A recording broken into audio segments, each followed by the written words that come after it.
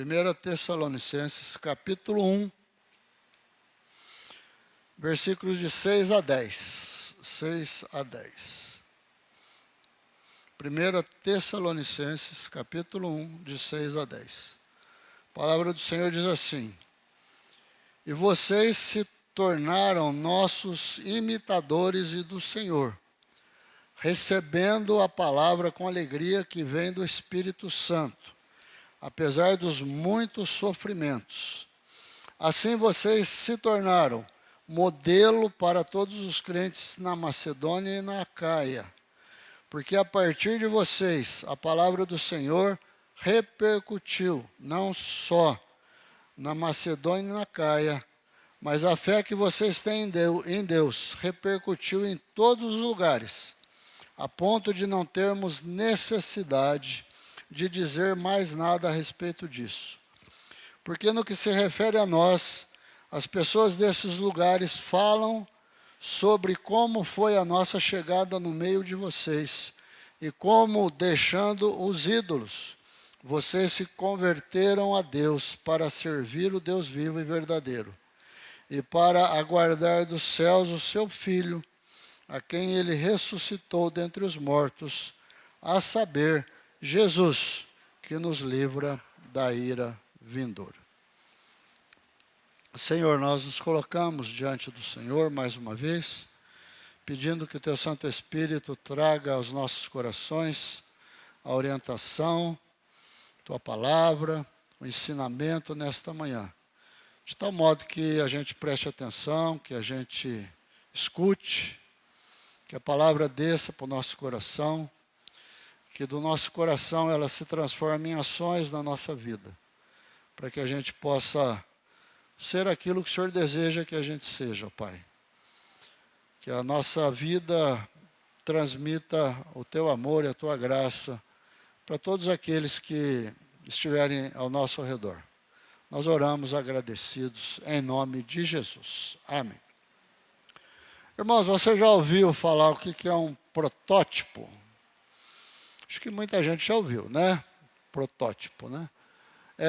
Quando alguém vai fazer um invento, está trabalhando numa invenção, ou num modelo, ou numa coisa que ele quer fabricar, ele procura fazer primeiro um protótipo, né? Então, o protótipo seria aquele primeiro modelo que ele vai trabalhar. E quando ele faz esse primeiro protótipo, ele procura aplicar naquele protótipo, né, todas as coisas que ele pretende fazer com aquilo lá, com aquele produto que ele quer inventar. Então, ele vai testar ali todas as coisas, tanto as coisas de uso pessoal como de uso coletivo, passam por essas coisas, tá? E o protótipo vai sendo, então, ajustado, preparado, vai sendo corrigido, né, nas suas diversas etapas, até, enfim, ele se tornar um modelo. Quando o protótipo já foi bastante testado, né, nas suas diversas diretrizes ali, ele se torna um modelo. E esse modelo, depois, ele vai ser, então, reproduzido. Ele vai ser seguido. Então, quem vai fabricar depois, né, o equipamento, ou a invenção, tudo isso, ele vai seguir aquele modelo, tá certo? Esse modelo só é alterado, irmãos, quando ele encontra depois no uso corrente, né, na vida das pessoas, algum problema, né? Vocês já viram aí, às vezes, as pessoas sendo chamadas, por exemplo, pessoas que têm um carro em determinado ano, sendo chamados para fazer uma correção, né? Alguma coisa que passou desapercebido e o carro foi lançado com algum defeito. Então, os carros são chamados para uma revisão e para fazer uma correção naquele modelo, né? Muito bem. Nós vamos falar um pouquinho sobre modelo hoje. Irmãos, quem tem filhos pequenos, né? Muita gente tem, quem não tem filhos tem netos, né? Que nem eu e a Lucy. começa logo a observar uma coisa interessante, né, na vida das crianças, né? Logo elas começam, né, elas tendem a imitar os seus pais, né? É uma coisa bem natural, né? Elas estão convivendo ali no lar, estão convivendo com seus pais e elas tendem a estar imitando os seus pais, tá? Logicamente, elas vão aprendendo com isso com seus pais, né? Isso é muito bom. É uma coisa assim, se você pensar bem, é de Deus, né? Deus é que fez assim, né? A nossa vida. As crianças passam a primeira parte da sua vida com seus pais. Para quê? Para que eles sejam cuidados, né? Naquela fase tão necessária de crescimento. E para que eles sejam ensinados, né? Ensinados. De modo que quando eles cresçam, eles já aprenderam muita coisa, já tem uma base na sua vida para enfrentar a vida, né? Ou seja, as crianças vão aprendendo em casa, né? E o primeiro lugar que elas aprendem é no seu lar, né? Isso é uma grande coisa, uma coisa muito boa, mas é uma grande responsabilidade, né, irmãos? Grande responsabilidade para os pais. Nós temos grandes responsabilidades perante nossos filhos. Por quê? Porque aquilo que a gente começa a ensinar lá desde pequenininho vai ficando no seu interior. Eles vão interiorizando aquilo, eles vão aprendendo aquilo, aquilo vai fazendo parte da sua experiência de vida, né? E depois continua aquilo na sua vida. Logo, essas crianças vão crescendo um pouquinho e depois os pais colocam essas crianças na escola, né? Aí vem o primeiro grande choque, né? Eu já vi pais apavorados que ensinaram seus filhos com todo carinho, todo cuidado, que de repente seu filhinho, sua filhinha chega da escola falando um palavrão, né? Onde ele aprendeu aquilo? Lá na escola, com algum coleguinha, né? Com algum coleguinha, né? E assim vai sendo a vida, eles vão crescendo ali na escola, vão aprendendo muitas coisas, vão convivendo com outras realidades, com outras pessoas. E é o segundo local onde elas vão aprendendo muitas coisas. E continuam aprendendo a vida inteira. Tudo isso vai fazendo parte da vida das pessoas, né? Com o passar do tempo, as crianças crescem, vão elegendo amigos. Esses amigos passam a fazer parte das suas vidas, eles começam a aprender com os amigos, a importância das amizades, dos pais tomarem conta dos seus filhos quanto às amizades também. E a vida da gente vai assim, passando por isso. E a gente vai a vida toda aprendendo, né? Aprendendo, né? Nós estamos aprendendo com aquilo que nós vemos. Eu queria dizer para você, eu queria até chamar essa mensagem para a gente imitar aquilo que é aprovado. Já que nós imitamos muitas coisas na nossa vida, que a gente procure imitar aquilo que é bom, aquilo que já está aprovado, aquilo que já está bem testado. Irmãos, por isso a palavra lá de Deus em Provérbios, né, 22:6, né, é tão preciosa, né, para nós pais, né? Ensina a criança no caminho que deve andar, e ainda quando for velho, não se desviará dele. Ou então as palavras lá que eu li lá no começo, de Deuteronômio. Essas palavras estarão no teu coração, você inculcará a teus filhos, andando pelo caminho, ao deitar-se, ao levantar-se, estarão como na frente dos teus olhos, nos ombrais da tua casa, ou seja, você tem sempre que se preocupar em transmitir a vontade de Deus para seus filhos. Aquilo que você aprendeu, aquilo que foi importante para a tua vida, aquilo que é significativo na tua vida, aquilo que é de mais precioso que você tem, que é a presença de Deus na tua vida, você tem que transmitir para seus filhos. Irmãos, alguns anos atrás, eu acho que isso é lá pela década de 90, talvez final da década de 80, eu assisti um filme evangélico, né? Não sei, talvez algum irmão aqui do meu tempo tenha visto, né? É interessante quando a gente fala essas coisas mais antigas que A grande maioria não viu, né? Mas o filme chamava Febre de Liberdade. Né? Febre de Liberdade. Não sei se você viu esse filme. Eu procurei dar uma olhada na internet, mas eu não quis me fixar muito não, porque eu vi que tem outros filmes com esse mesmo título, né, na internet. Tem até filmes seculares com esse mesmo nome. Mas eu queria dar um panorama do filme, nesse filme, Febre de Liberdade. O filme conta a história de um jovem rebelde, né? E pelo filme dá para a gente entender porque ele era rebelde. Ele era filho de um pai alcoólatra, né?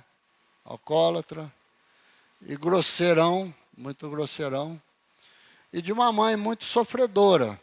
A mãe era muito sofredora com a bebedeira do pai, com a grosseria do pai, com a violência do pai, né? Então, aquilo era muito difícil para aquele jovem. Ele via aquilo com muita amargura, e aquilo se transformou num ódio, né, contra o pai. Né? Então, ele odiava o pai, né? Odiava o pai pelo seu comportamento e pelas coisas que o pai fazia. Depois de algum tempo, esse rapaz ele se casou e começou a ter a sua vida com a sua esposa. Depois de algum tempo, já convivendo junto com a esposa, ele começou a ter alguns comportamentos parecidos com o seu pai. Né? Ele também se tornou beberrão, grosseiro e às vezes até violento. Ou seja, ele começou a repetir o comportamento do seu pai. Apesar dele odiar tanto aquilo, né, aquilo que ele via no pai dele, ele começou a repetir aquilo. Né? E o filme termina, né, de um momento assim bem desesperador na vida daquele jovem, quando ele está lutando com ele mesmo, contra todo aquele monte de coisas que está acontecendo com ele, e ele se encontra com Jesus. Né? Ele se converte, a vida dele então é transformada só depois que ele se encontra com Jesus. Tá? Irmãos, o texto que nós lemos, ele fala a respeito da igreja de Tessalônica. Né? Eu, falar a verdade, irmãos, eu já li tanto a Bíblia, mas eu nunca tinha prestado tanta atenção nesta igreja. Né? É um texto pequeno na Bíblia, né? As cartas de Tessalonicenses, a gente sempre passa bem rapidinho por elas, né? Mas quando a gente vai ler um pouco da história dessa igreja, a gente aprende algumas coisas. E o Paulo, na carta, ele faz alguns elogios para essa igreja. E os elogios para essa igreja, porque ele diz que essa igreja era uma igreja que era modelo. Modelo. Era uma igreja que era modelo para as demais igrejas. Eu achei muito interessante. Eu quis me interessar um pouco mais por isso. Por que essa igreja era modelo? Porque o modelo, ele merece ser copiado. Ele merece ser imitado, como nós vimos lá no começo. Então, eu fui dar uma olhada nessa igreja de Tessalônica. Essa igreja, ela surgiu na segunda viagem missionária do Paulo. Ele, juntamente com Silas, eles chegaram nessa cidade, começaram a pregar o evangelho ali, mas a estada deles na cidade foi muito curta, porque logo eles foram perseguidos pelos judeus e eles tiveram que ir embora. Mas apesar da permanência deles pequena na cidade, pouco tempo, algumas pessoas se converteram. E se converteram de tal forma, verdadeiramente, que elas passaram a viver a vida com Deus com muita intensidade. E ali surgiu uma igreja forte, uma igreja firme, uma igreja que amava Jesus, apesar das perseguições, apesar das lutas, apesar das dificuldades e apesar de ser uma igreja nova. A gente sabe como uma igreja nova tem muitos problemas para serem corrigidos, mas a igreja de Tessalônica se tornou uma igreja modelo. Né? Modelo. Quando eu estava conversando sobre isso, eu estava pensando lá na mensagem do pastor Itamar esses dias atrás, quando ele falou sobre o seguinte tema: como chegar aos 50, né? O irmão se lembra, né, dessa mensagem? Quando eu vi esse título, né, viu, pastor? Eu falei, essa mensagem não é para mim, né? Não caiu a ficha na hora, né? Eu já passei dos 50, né? Acho que eu nem preciso ir no culto hoje, né? Mas depois caiu a ficha. Eu falei, não, ele está falando da igreja, né? Não está falando de mim, né? Ele está falando da igreja chegar aos 50, né? Então eu fiquei pensando na igreja de Tessalônica, né? E nas características dessa igreja. Em algumas características dessa igreja que nós devemos estar imitando, né? E a primeira característica que eu vi aqui no texto, além de tantas outras, né, é que eles receberam a palavra de Deus com muita alegria. Eles receberam a palavra de Deus com muita alegria. Irmãos, apesar dos sofrimentos que aquela igreja passou, das perseguições ali dos judeus, apesar de ser uma igreja nova, apesar de enfrentar provavelmente aquele problema de uma igreja nova, de falta de liderança, de gente preparada para dirigir a obra, porque o Paulo e o Silas foram embora e deixaram os irmãos lá tomando conta da igreja, né? Só depois de algum tempo que eles mandaram alguém lá para cuidar da igreja. Mas foi uma igreja que ficou fiel ao Senhor. Eles receberam a palavra de Deus com muita alegria. E quando a gente fala que uma igreja expressa alegria, a gente sempre tem que observar que isso é uma característica do Espírito Santo revelado na vida da igreja. Somente o Espírito Santo presente na vida da comunidade, na vida dos irmãos, é que faz que a igreja seja alegre, que a igreja expanda essa alegria, de modo a mostrar isso para os outros.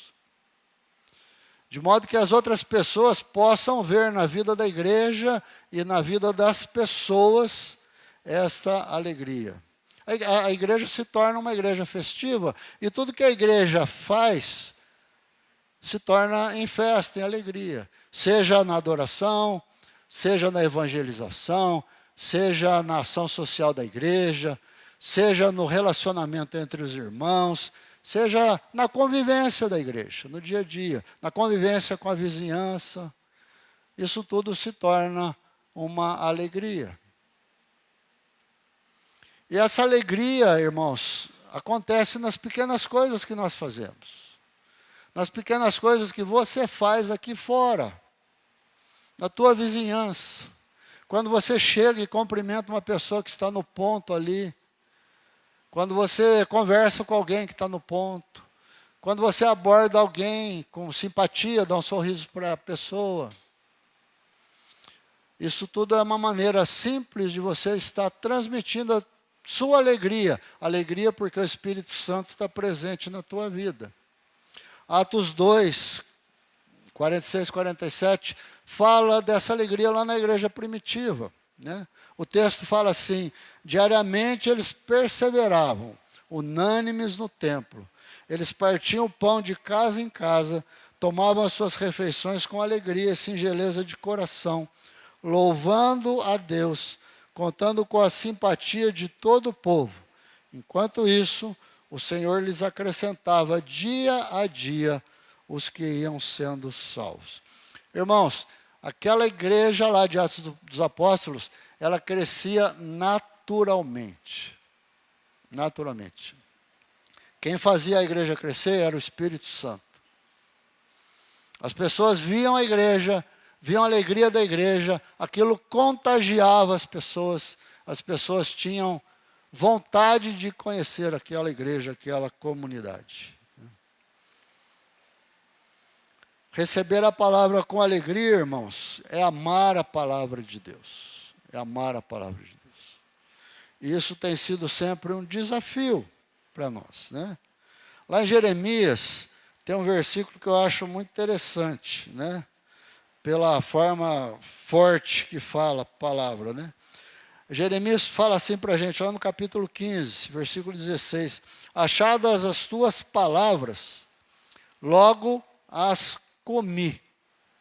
Logo as comi. As tuas palavras me foram gozo e alegria para o coração, porque pelo teu nome sou chamado, ó Senhor, Deus dos exércitos. Comer a palavra de Deus, como você come uma comida saborosa, né? Essa é a ideia aqui que o Jeremias está passando para a gente, né? Assim como você gosta de comer uma lasanha, uma picanha, como o Itamar sempre fala, ou qualquer outro prato que você aprecia, nós devemos amar a palavra de Deus do mesmo jeito, do mesmo jeito. E comer a palavra de Deus do mesmo jeito. Não com obrigação. Não para cumprir um compromisso. Mas porque você ama a palavra de Deus. E você sabe que ali está presente a vontade de Deus para a tua vida. E Deus está querendo te ensinar através daquilo.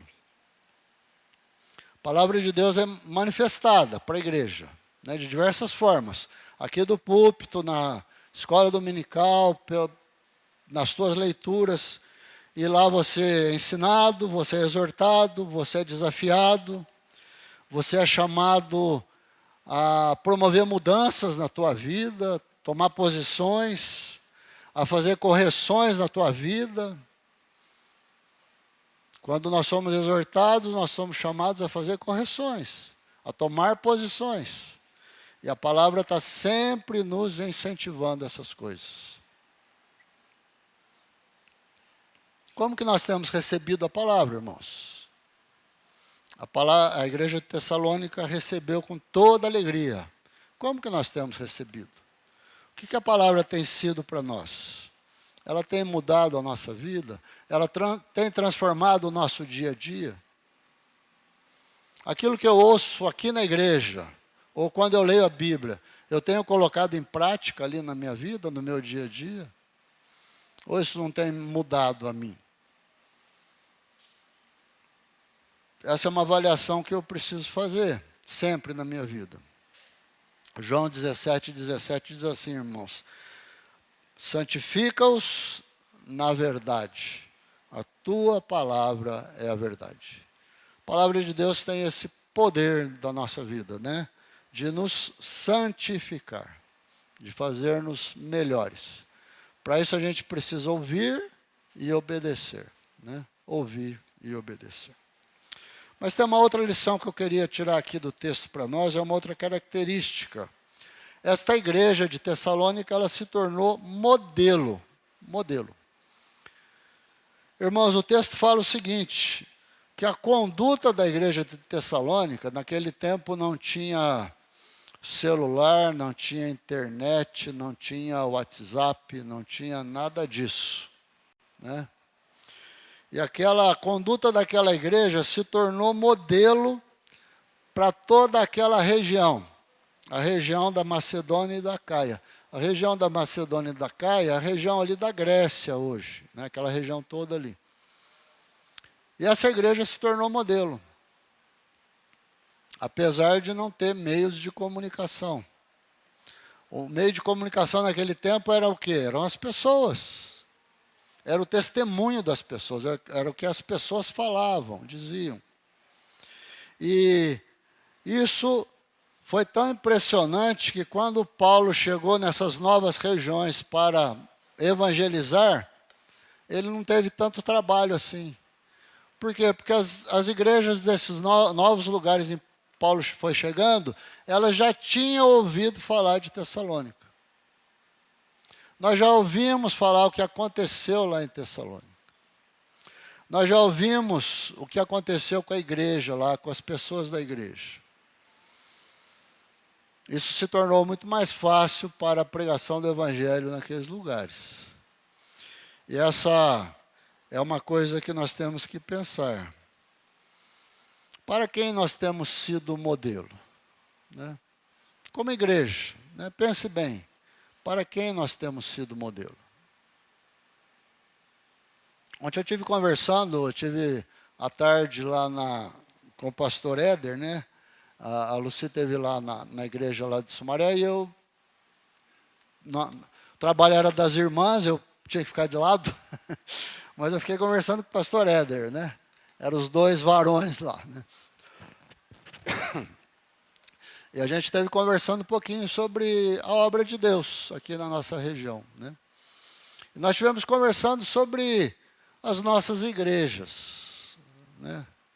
Como que estão as nossas igrejas? Ele estava falando da igreja dele, eu estava falando da minha, mas nós estávamos falando também das outras igrejas. O que tem acontecido com as nossas igrejas? Nós temos sido Tessalônica, ou nós temos ficado encruados no nosso cantinho, vivendo a nossa fé aqui, dentro das nossas paredes, sem mostrar o que nós somos para os outros? Nós temos sido modelo para alguém?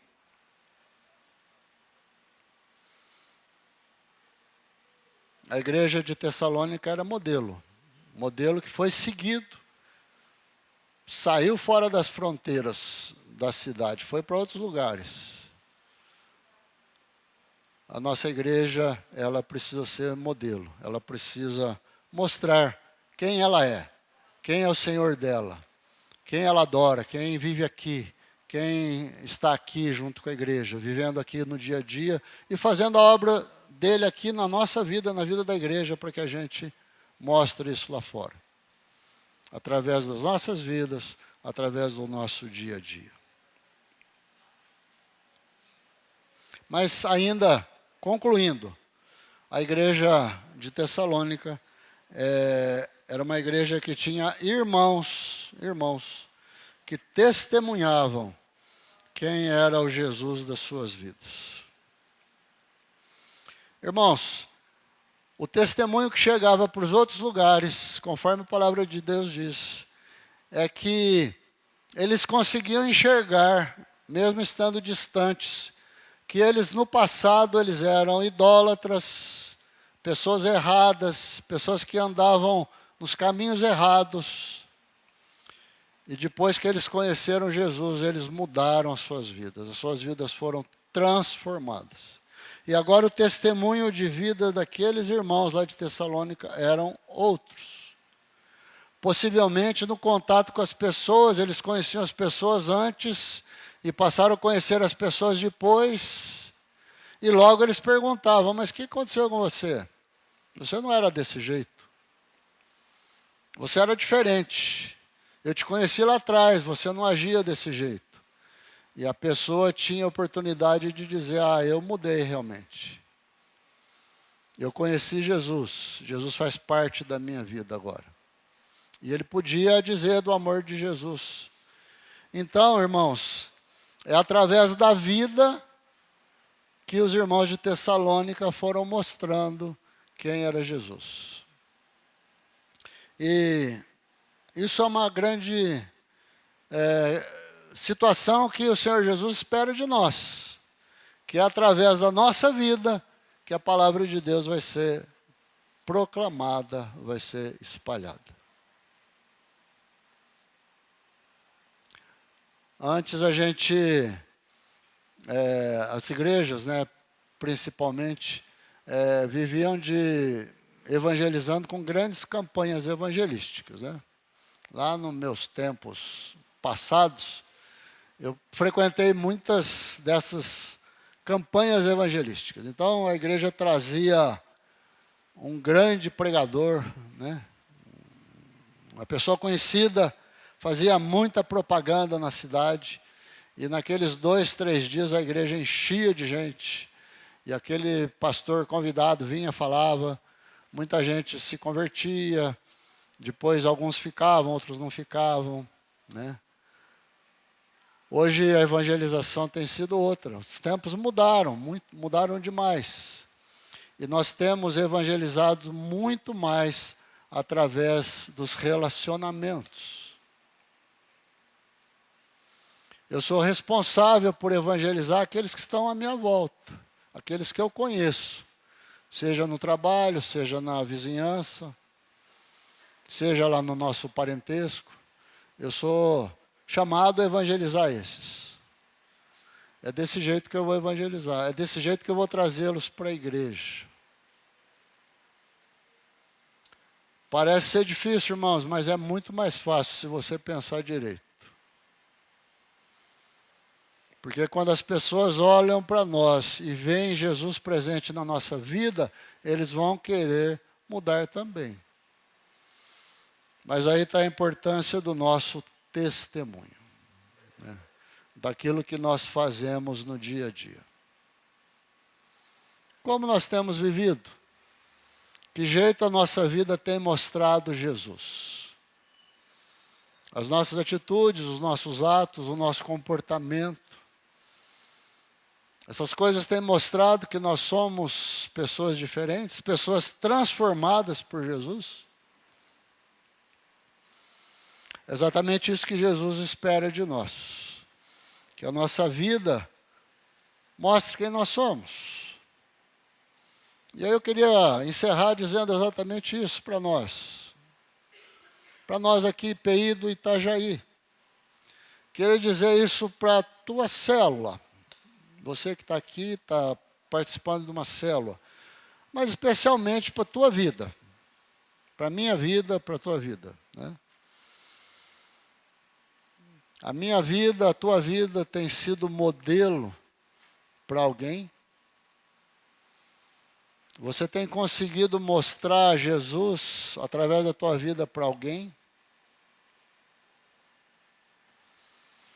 É isso que Jesus tem esperado de nós. O que nós temos sido até aqui? O que nós temos mostrado até aqui? Olhar para o passado é interessante, a gente aprende muitas coisas. Mas o que a gente precisa é olhar para o futuro. O que eu vou fazer daqui para frente? Se eu não tenho feito, o que eu vou fazer? O que eu me proponho a fazer? Quais são as minhas decisões? Jesus está dizendo o que Ele espera de mim. Eu vou ficar no mesmo marasmo, na mesma situação, no mesmo braço cruzado? Ou eu vou fazer o que o Senhor está pedindo e esperando?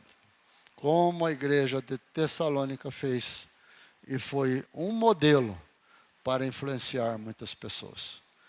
Que Deus nos abençoe e nos ajude a nós sermos modelos para pessoas que venham conhecer Jesus. Amém? Santo e amado Deus, nós nos colocamos na Tua presença, agradecidos a Ti pela Tua palavra. Uma palavra de desafio para os nossos corações, para nós aprendermos, ó Pai, contigo. Porque o Senhor tem nos ensinado, ó Pai, através da Tua palavra. Nós aqui não somos obedientes, mas ensina-nos, ó Pai, a sermos obedientes e fazer aquilo que é necessário, para nós sermos modelo, ó Pai, para aqueles que estão à nossa volta. Aqueles que caminham conosco, aqueles que são nossos parentes, aqueles que são nossos colegas de trabalho, aqueles que são os nossos vizinhos, que eles possam ver na nossa vida a presença de Jesus, que nos transformou e nos fez novas pessoas. Nós te louvamos, nós te agradecemos e te exaltamos, em nome de Jesus. Amém.